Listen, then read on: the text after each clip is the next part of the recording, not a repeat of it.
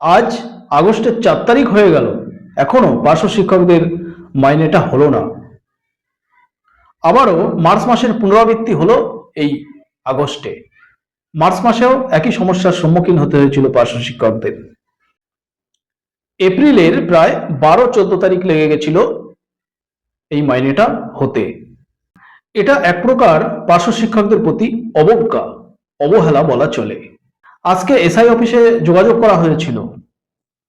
SI office থেকে জানালো যে এখনো এই সপ্তাহটা হয়তো পুরো লেগে যেতে পারে মাইনা হতে। কারণ হলো পেমেন্ট সিস্টেম বদলের প্রক্রিয়া চলছে এখন, এটাই জানালো এসআই অফিস।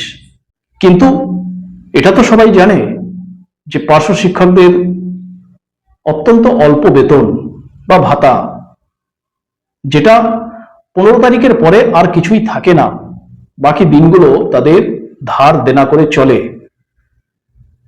এবং 1 তারিখে মাইনে পেলে সেগুলো সেই দেনাগুলো আবার মেটানো হয়, এইভাবে চলে।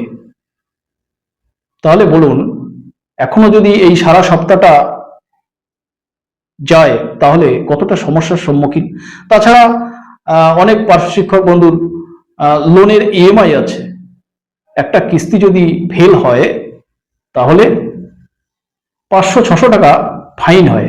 একে তো 15 দিনের বেশি চলে না, 15 দিন পরে আর কিছুই থাকে না, তার উপরে যদি এইসব ফাইন টাইনগুলো গুনতে হয় তাহলে কতটা সমস্যার সম্মুখীন হতে হবে। কথা হলো যে পেমেন্ট সিস্টেম প্রক্রিয়ার কথা বলা হচ্ছে, সেটা ভালো কথা।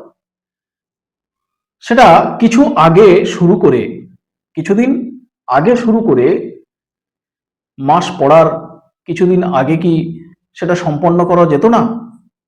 এখানে পার্শ্ব শিক্ষকদের তো কোনো ফল্ট দেখছি না। তাদের কাছে যদি কোনো ডেটার প্রয়োজন ছিল তো কিছুটা আগে তাদের কাছে চাইলে তারা তৎক্ষণাৎ দিয়ে দিত। কারণ পার্শ্ব শিক্ষকদের কাছে যখনই ডেটা চাওয়া হয়েছে তখনই তারা দিয়েছেন।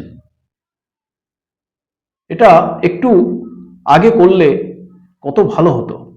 এই শুরুটা কিছুটা আগে করা যেত, তাহলে মাস পড়ার কিছু আগে আবার সম্পন্ন করা যেত হয়তো।